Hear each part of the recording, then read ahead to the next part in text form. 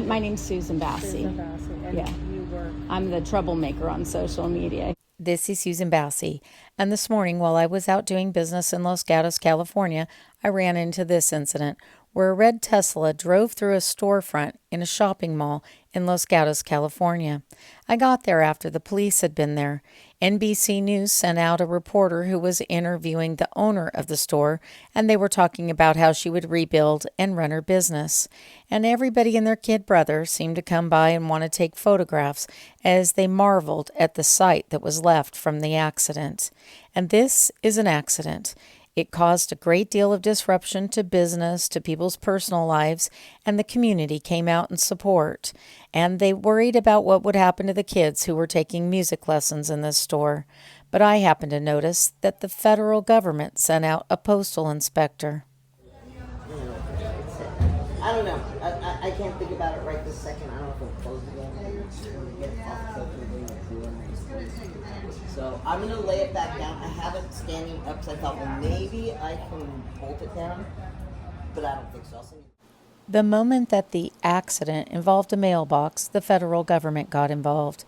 Few people understand that the U.S. Postal Inspector General is one of the most powerful law enforcement officers in the entire country, and they can appoint agents to do investigations.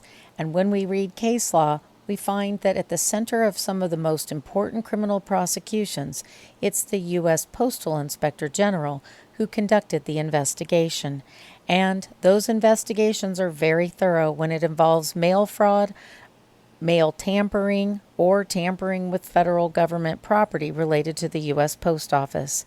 And so we're going to continue to follow that with respect to our court reporter story, because when court reporters mail transcripts or send transcripts via email and they've committed fraud, that's going to dive into further investigations, and if the police won't deal with it, the U.S. Postal Inspector General may. And we also, at the same time we're covering this case, happened to notice that San Joaquin Valley Transparency was picking up on an investigation that was brought out from the reporting of the San Francisco Chronicle, and he went through that investigation and why it matters with respect to police officers who investigate crimes in our local communities. Misconduct works, right? We can't try to fix a problem if we can't recognize this problem, right? And that's why I say that this article is important. Like I said, Susan Bassi, muchas gracias for sending me this article, because after reading it, I was like, oh. San Joaquin Valley Transparency is the OG of cop watchers.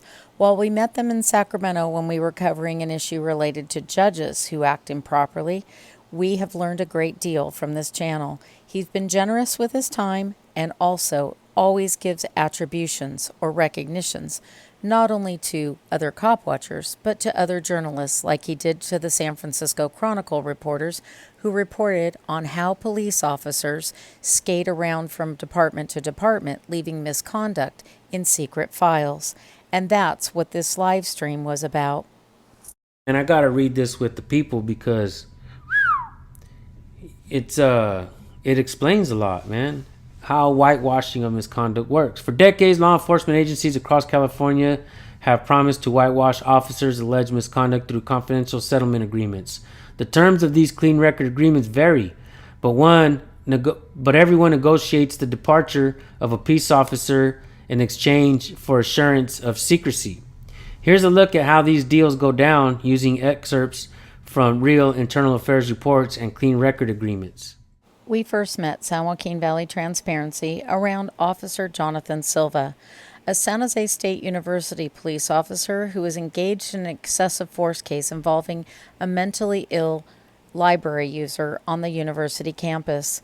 And after that lawsuit cost taxpayers $950,000, Jonathan Silva was hired by the Los Gatos police. And when the videos of his misconduct, both for the university and for the Los Gatos Police Department, went viral, and mainstream and social media covered it, Officer Jonathan Silva allegedly resigned, and then he sued the police department, in part for releasing the videos and exposing the misconduct that he had engaged in. So not only do we have attorneys and others who are protecting bad cops, but we have the media protecting them as well. Because when the public sees what these police officers are really doing on body cams and in news reports, then they demand change. And only then will we start to control the cost of bad cops on society, not just in terms of what it costs taxpayers, but what it costs when it comes to public trust in law enforcement.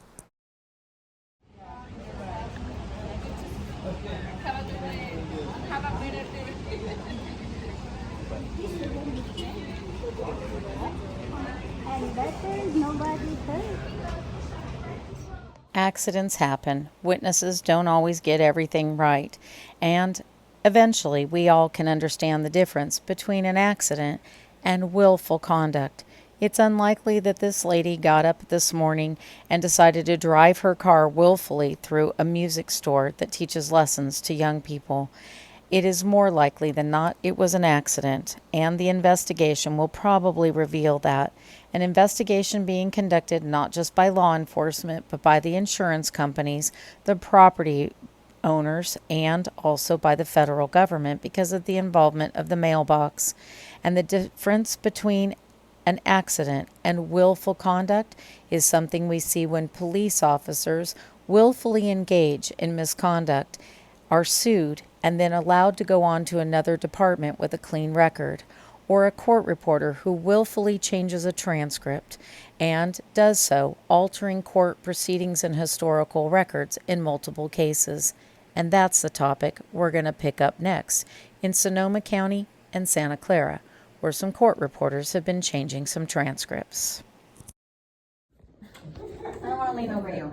Hi. So you're interested in doing a public records? Yeah, act so I'm request? going to do a little bit of an investigative series, and I'm doing comparisons between counties with different resources and that kind of thing.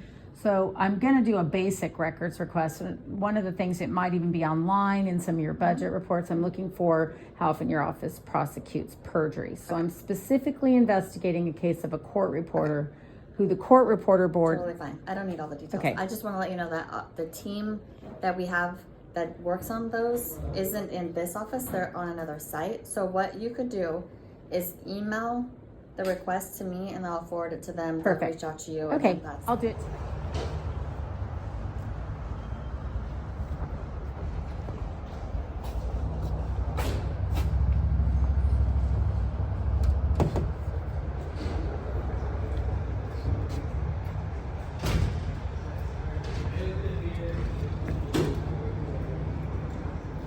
Are you looking for something? I was looking for, I thought it was the court administration.